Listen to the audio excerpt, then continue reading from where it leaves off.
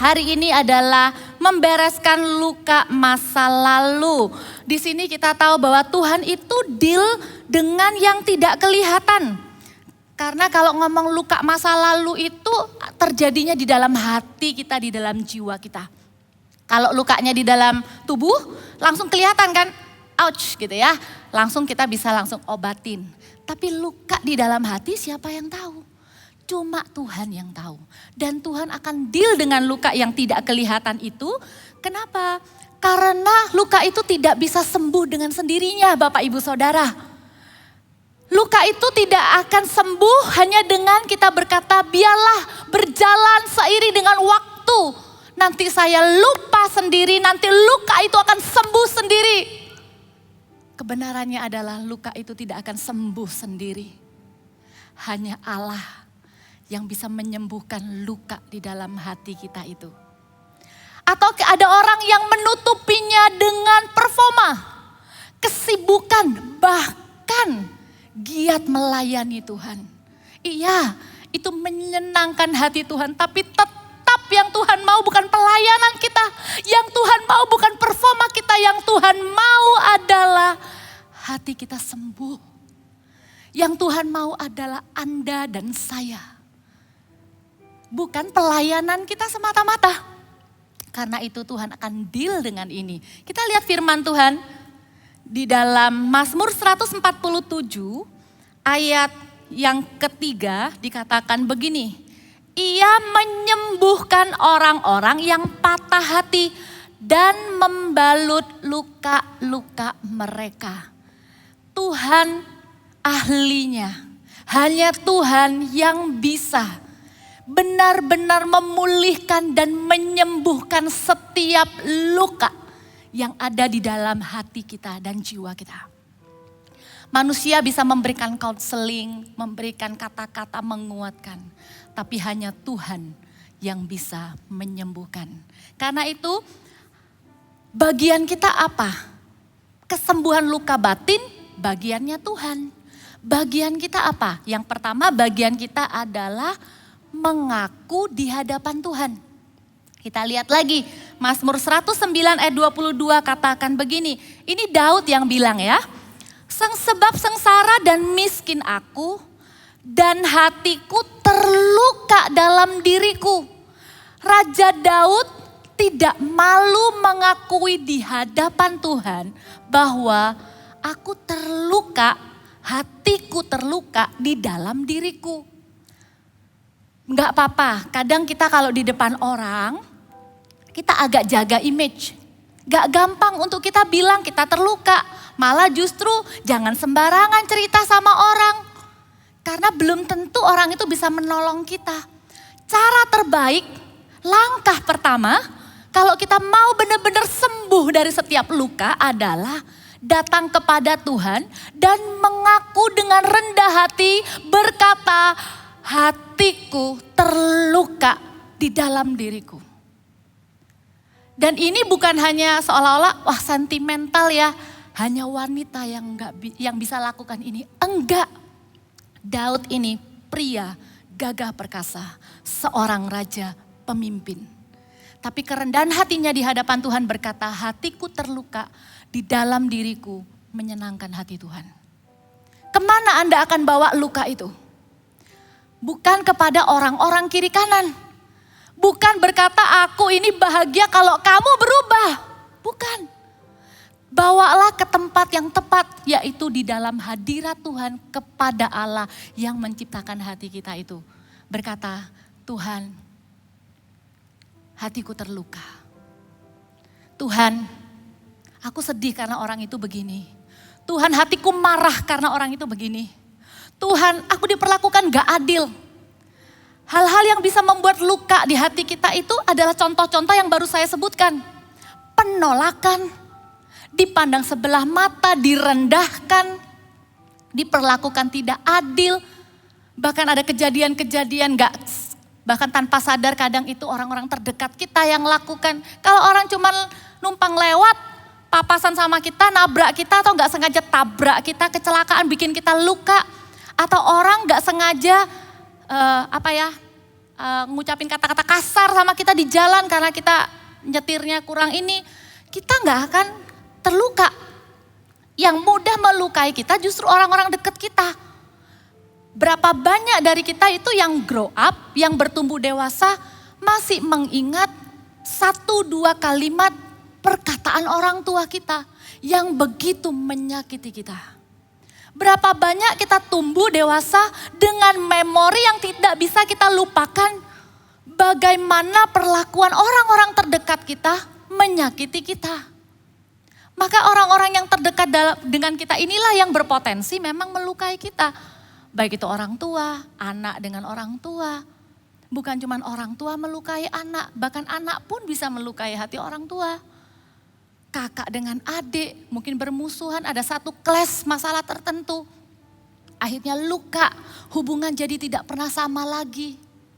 Mertua dengan menantu, sahabat baik yang kemudian mungkin bekerja sama, terjadi sesuatu, banyak sekali penyebab-penyebabnya.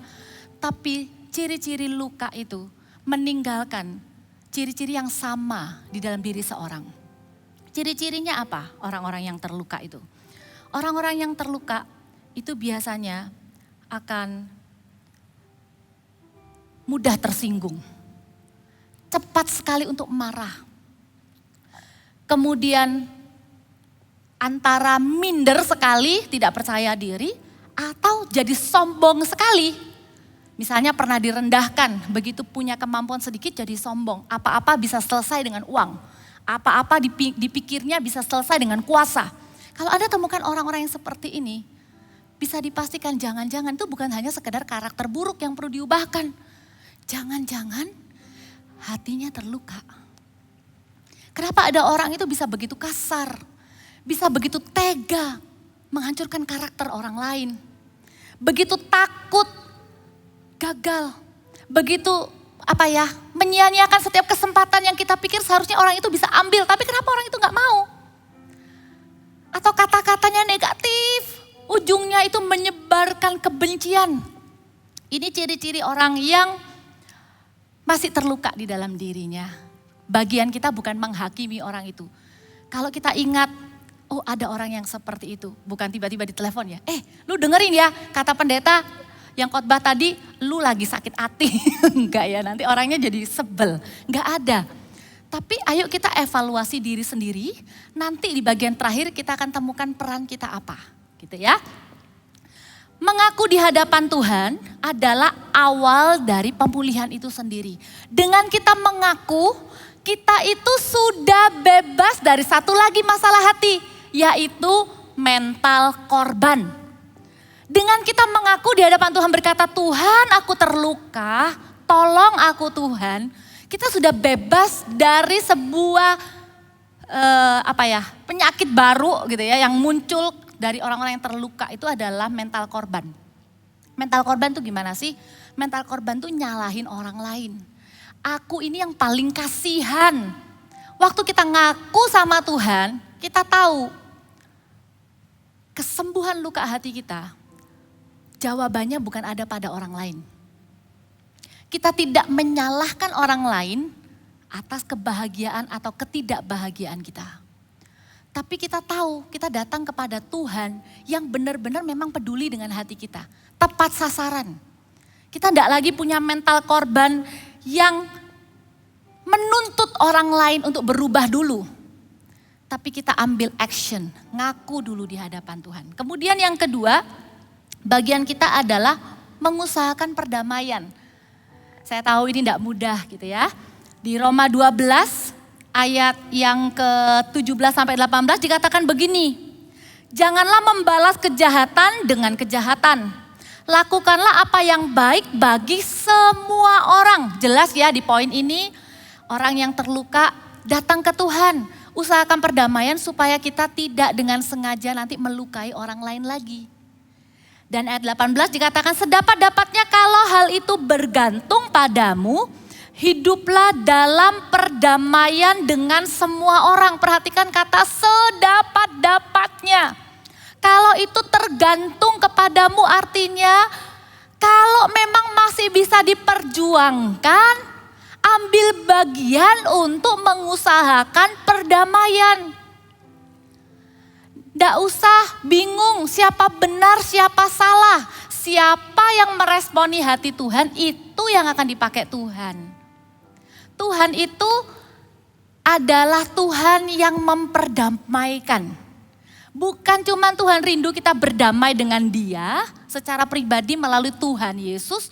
Tuhan itu juga rindu kita itu berdamai dengan orang-orang yang pernah menyakiti kita. Orang-orang yang pernah gak enakan sama kita. Di Alkitab itu ada sebuah cerita, di Kejadian 31 ayat yang ketiga saya bacakan. Ini adalah kisah di mana ketika Yakub itu sudah berhasil.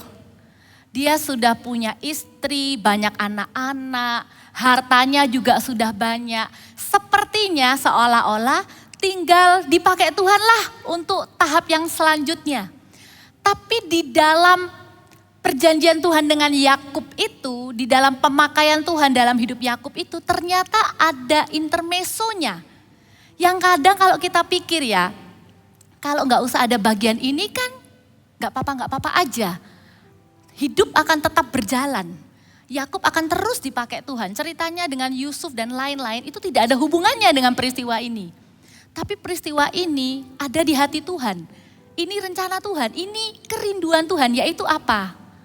Rekonsiliasi antara Yakub dengan kakaknya Esau. Yakub itu disuruh pulang. Di Kejadian 31 ayat 3 dikatakan begini, lalu berfirmanlah Tuhan kepada Yakub, pulanglah ke negeri nenek moyangmu dan kepada kaummu dan aku akan menyertai engkau. Apa? Disuruh pulang ke rumah. Artinya kan akan ketemu Esau. Gak salah nih Tuhan. Aku ini pergi jauh itu karena Esau itu mau bunuh aku. Aku itu pergi jauh itu demi nyawaku. Tapi Tuhan suruh Yakub balik ke rumahnya. Dan benar struggle-nya Yakub itu real serial-realnya. Senyata-nyatanya sepanjang perjalanan. Tapi ya gitu ya, lucu ya. Kalau anak Tuhan itu punya hati yang manis gitu. Tuhan ngomong apa, kita tuh gak usah defense, gak usah bangun tembok, gak usah, tapi Tuhan kan dia begini, gak usah, nurut aja. Walaupun takutnya setengah mati. Ayat-ayat selanjutnya itu dikatakan Yakub tuh begitu sesak hati. Sampai punya pikiran, aduh hartanya dibagi dua aja. Supaya kalau Esau serang yang satu, minimal masih ada yang satu. Aduh dikirimin hadiah dulu aja dah. Takutnya setengah mati. Berdamai itu bukan sesuatu yang mudah untuk dilakukan. Di pikiran kita itu ada perasaan takut ditolak, perasaan awkward, perasaan seperti iya kalau berhasil, kalau enggak gimana. Yakub alami itu, tapi bagusnya Yakub tetap lakukan. Sampai ceritanya Yakub tuh atur posisi anak-anaknya dengan istrinya. Agak lucu sih ya kalau Anda baca nanti detailnya di rumah. Yakub itu taruh istri yang dari budak-budak itu di awal sama anak-anaknya. Terus habis itu Lea dengan anaknya, baru Rahel yang paling dicintai di paling belakang. Tapi Yakub sendiri di depan. Dan dikatakan Yakub itu mendekati Esau itu dengan 7 kali bersujud sambil jalan. Begitu gentar, begitu takut.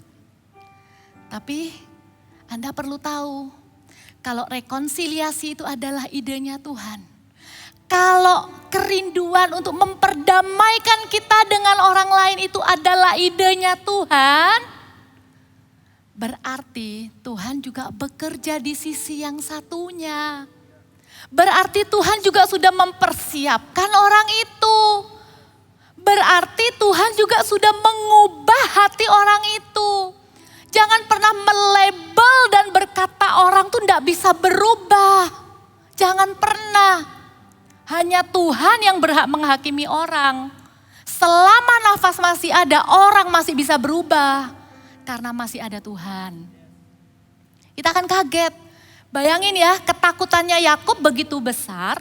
Ternyata waktu Esau lihat Yakub dari jauh, Esau itu langsung lari. Saya bacakan Kejadian 33 ayat 4. tetapi Esau berlari mendapatkan dia.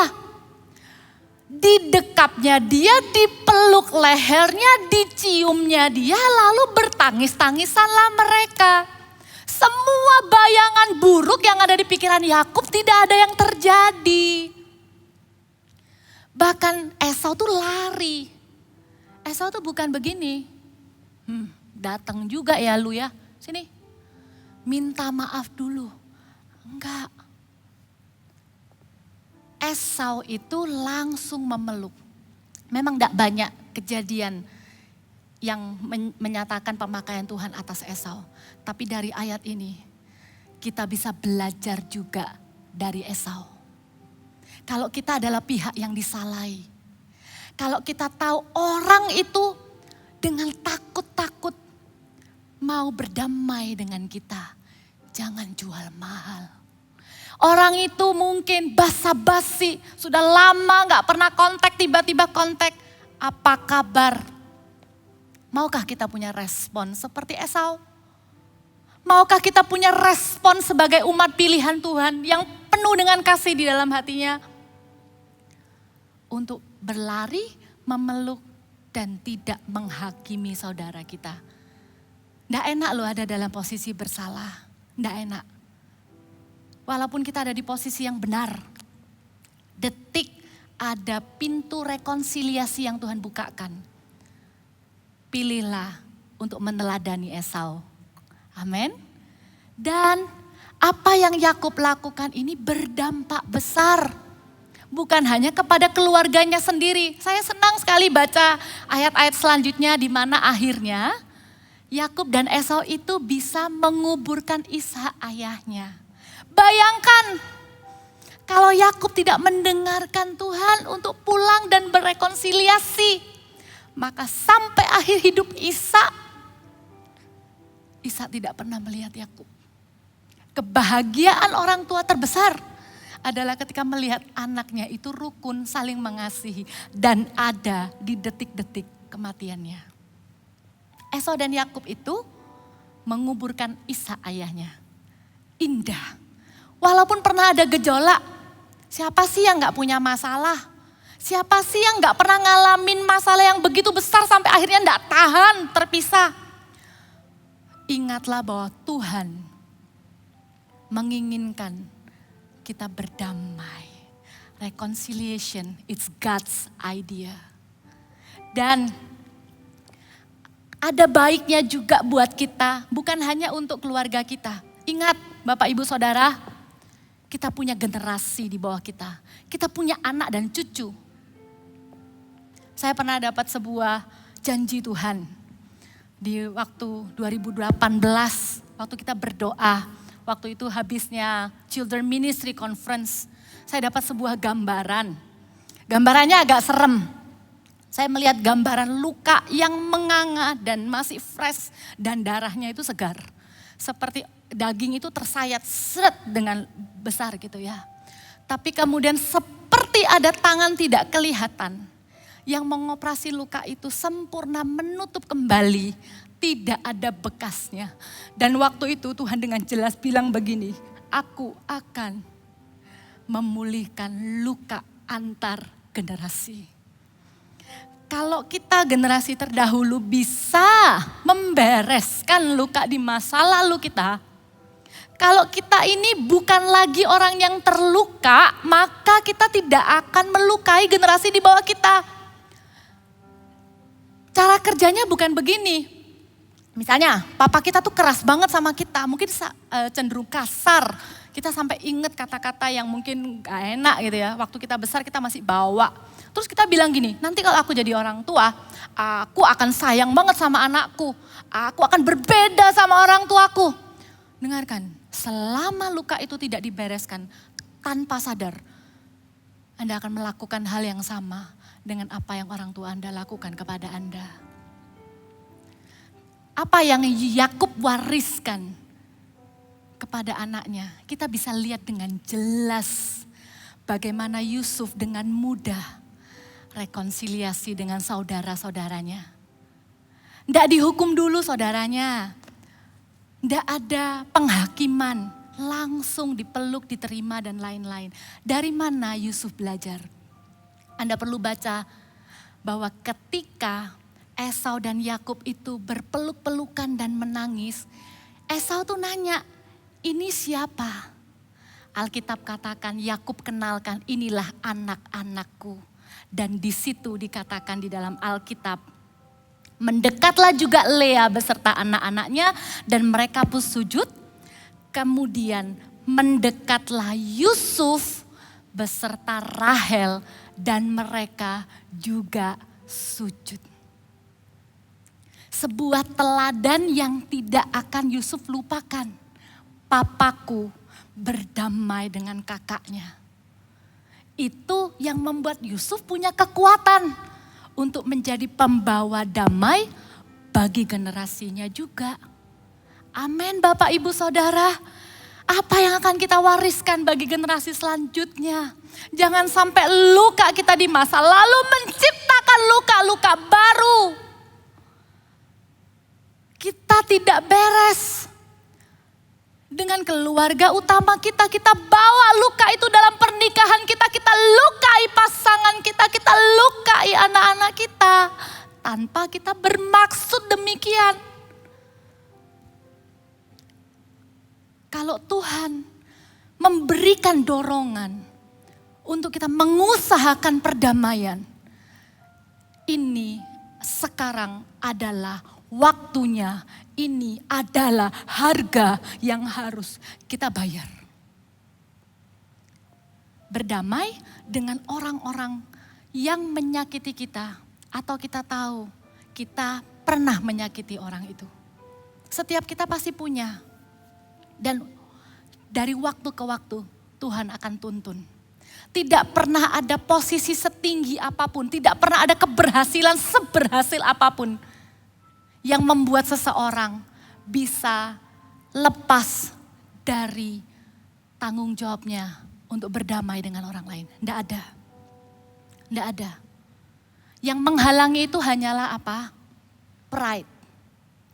Pride itu apa? Sederhananya adalah pride adalah sesuatu yang menghalangi kita untuk melakukan apa yang benar. Saya buat sendiri definisinya. Pokoknya apa saja yang menahan hati kita untuk merendahkan diri melakukan apa yang benar. Itu namanya ego, pride. Bapak Ibu, harga diri kita itu tidak akan jadi turun ataupun hancur hanya karena kita minta maaf kepada orang yang kita tahu ada sesuatu antara kita dengan dia. Pria yang bisa minta maaf itu adalah pria yang keren. Pemimpin yang bisa minta maaf kepada timnya adalah pemimpin yang akan menuai respect. Orang tua yang bisa minta maaf kepada anak-anaknya, anak-anaknya akan berbahagia. Amin. Meminta maaf, berdamai, mengusahakan perdamaian tidak akan membuat kita kurang berharga. Tidak akan. Karena itu jangan dengarkan intimidasi yang berkata, kau salah, kamu sudah berhasil. Tidak ada posisi itu, tidak ada. Tidak ada. Tuhan ajar saya juga secara pribadi. Malu sebenarnya mau sharing ini, tapi ya tidak apa-apalah.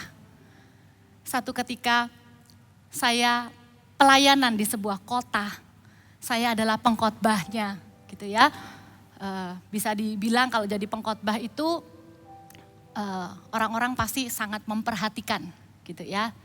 Tapi di kota itu saya melihat salah satu pelayan singernya itu adalah teman dulu di masa-masa kuliah. Bukan teman kuliah tapi teman di masa-masa itu. Masa-masa itu ya ampun, masa-masa kita tuh banyak melakukan kesalahan-kesalahan gitu ya. Saya itu waktu lihat orang itu, saya langsung Roh Kudus bilang, kamu belum minta maaf sama orang itu. Aduh, saya mau khotbah, orang itu singer. Saya itu seperti dilema antara ego yang satu berkata, ya sudah gak apa-apa kan saya sekarang sudah melayani Tuhan, saya sudah berubah. Orang itu juga sudah melayani, nothing happen. Orangnya juga gak marah kok ke saya. Orangnya gak menunjukkan reaksi. Tuhan itu loh yang paling tahu isi hati. Tuhan tuh dorong saya untuk minta maaf. Saya tuh bingung. Gimana caranya minta maaf? Saya pengennya tuh apa pulangnya. Tapi kalau ini belum selesai saya pasti enggak bisa melayani itu dengan loss gitu ya. Akhirnya saya memilih cuman taat aja. Saya maju gitu ya, seperti tadi gini maju. Terus saya deketin orang yang singer tuh, saya bilang gini. Ya tentu saja saya tutup ya, saya bilang bisik-bisik itu, saya bilang sorry ya aku pernah bikin salah sama kamu. Terus dia cuman gini-gini aja. Waktu itu hati saya rasanya lepas. Sebenarnya gini, yang utama itu bukan orang itu bakal gimana gitu. Enggak. Tapi saya tahu saya itu melakukan apa yang menyenangkan hati Tuhan. Itu saja yang penting. Kemudian saya melayani. Enggak pernah ada satu posisi tertentu yang sudah cukup hebat. Yang bisa bikin kita itu sudah enggak merasa perlu lagi minta maaf. Atau membereskan sesuatu. Jangan-jangan cuman satu kata ini. Papa minta maaf. Jangan-jangan cuma satu kata ini. Mama minta maaf. Jangan-jangan cuma satu kalimat ini. Aku sebagai pemimpinmu minta maaf. Itu yang ditunggu oleh mereka dan akan mengerjakan terobosan dalam kehidupan mereka. Kalau Tuhan itu menggerakkan kita untuk melakukan itu, jangan tunda-tunda, langsung lakukan. Karena timingnya juga Tuhan sudah persiapkan dan Tuhan sudah atur juga. Itu adalah cara bagaimana Tuhan menuntun kita berdamai dengan orang lain. Amin. Dan yang tidak kalah pentingnya adalah berdamai dengan diri sendiri. Kelihatannya lucu ya, mengampuni diri sendiri. Ternyata ada juga orang-orang yang sampai dia dewasa gak bisa memaafkan kesalahan dirinya sendiri di masa lalu. Kesalahan itu seperti apa ya? Seperti sesuatu yang menahan orang ini untuk maju. Siapa sih yang gak bisa buat kesalahan? Atau mungkin gara-gara kesalahan itu kadang orang masih ungkit-ungkit. Saya sedih sekali dengar orang-orang yang bilang begini, coba kalau aku gak telepon. Jadi ada cerita karena dia telepon, mamanya lari-lari ambil teleponnya terus terpleset. Masuk rumah sakit, singkat cerita gak ada kemudian. Dia terus menyesali dirinya sendiri, coba waktu itu aku gak telepon. Hei, jangan mau ditipu oleh iblis yang berkata bahwa segala sesuatu itu murni karena kesalahan kita. Iya, gak apa-apa kita buat salah, tapi bukankah kita sudah minta ampun sama Tuhan dan Tuhan sudah bilang aku mengampuni engkau. Kenapa kita terus menerus menghukum diri sendiri? Kenapa kita terus menerus tidak bisa menerima bahwa kita ini dicintai? Kesalahan kita itu tidak pernah mengubah kasihnya Tuhan di hidup kita. Di Alkitab ada contohnya, Petrus.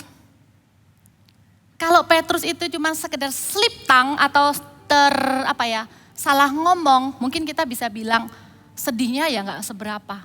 Tapi karena Petrus itu sebelumnya berapi-api sekali, Tuhan sudah bilang, Petrus hati-hati ya, iblis sedang mau menampi engkau.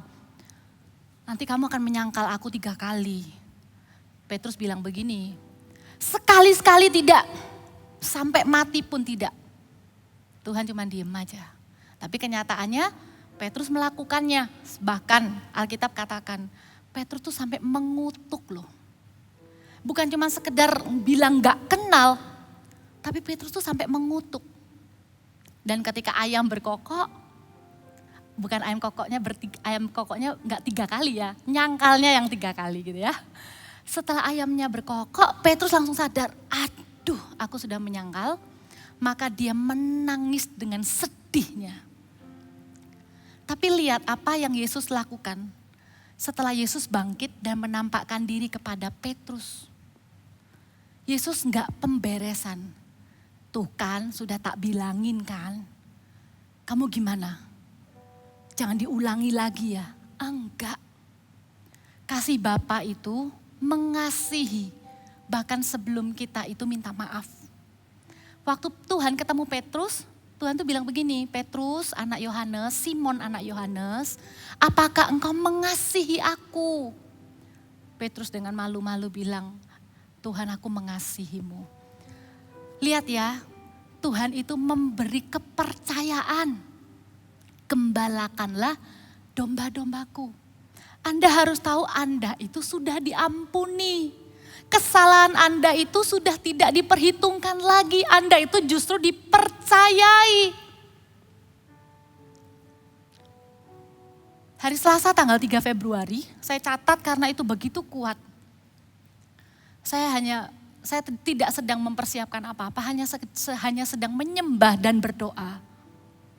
Ada satu pesan Tuhan yang sederhana, yang Tuhan ingin saya sampaikan kepada Anda. Buat Anda yang masih menghukum diri sendiri, yang masih terus-menerus merasa bersalah atas 1-2 kejadian yang Anda pikir itu adalah kesalahan Anda. Anda yang terus-menerus dibayang-bayangi dosa di masa lalu yang membuat Anda tidak bisa merdeka. Dengarkan, Tuhan tidak marah kepada Anda. God is not angry with you. Tuhan itu enggak marah lagi kepada Anda. Tuhan itu sudah mengasihi Anda lagi. Dan Tuhan itu sudah enggak sabar mempercayai Anda lagi di hidup ini. Berdamailah dengan diri sendiri. Terimalah kasih Tuhan. Jangan terus-menerus merasa tidak layak.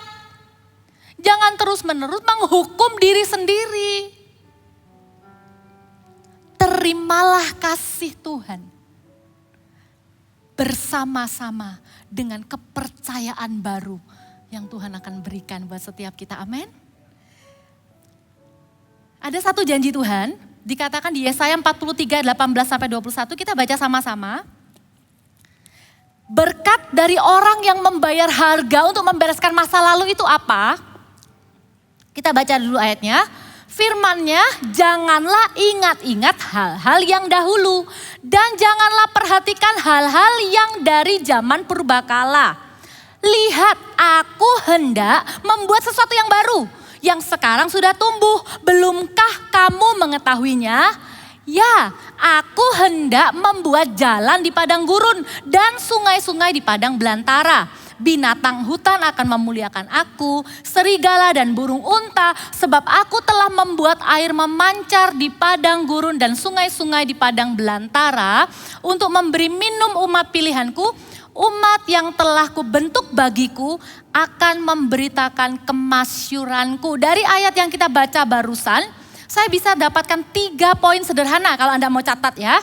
Berkat yang kita terima kalau kita membayar harga membereskan masa lalu di hidup kita ini. Yang pertama, iblis tidak lagi punya kesempatan untuk mencuri, membunuh dan membinasakan mimpi kita yang dari Tuhan. Iblis tidak punya kesempatan lagi di hidup kita. Tidak ada lagi tempat untuk iblis masuk dan mengobrak-abrik hidup kita. Kita tidak akan lagi ingat-ingat masa lalu. Kita tuh akan lihat masa depan, sekarang dan masa depan. Jadikan itu pembelajaran. Kadang bekas luka itu masih ada, enggak apa-apa untuk mengingat bagaimana Tuhan sudah menyembuhkan aku. Iblis tidak punya kesempatan lagi. You know that God is the dream giver, but Satan is the dream killer. Tahukah Anda bahwa Tuhan adalah Tuhan yang memberi mimpi dan penglihatan, tapi iblis adalah pembunuh mimpi. Dengan cara iblis membunuh mimpi kita dengan cara apa? Dengan selalu membayang-bayangi kita dengan masa lalu kita. Karena itu Tuhan bilang jangan ingat-ingat hal yang dahulu lagi. Aku tuh sedang mengerjakan hal baru. Maka yang kedua berkat yang kita terima adalah Tuhan akan mengerjakan hal-hal baru di hidup kita. Dan itu akan membuat kita kagum. Itu gak akan kita bisa lihat kalau hati kita masih terluka. Kita akan jadi orang yang apa-apa curiga. Dulu pernah gagal dengan cara itu. Dulu dealing sama orang itu gak berhasil. Tapi bukan berarti Tuhan gak kasih kita hikmat ya. Tuhan tetap loh kasih kita hikmat juga untuk melindungi diri. Jauhi toxic relationship, hubungan-hubungan yang abusive. Kalau itu memang sampai di ranah hukum ya perjuangkan.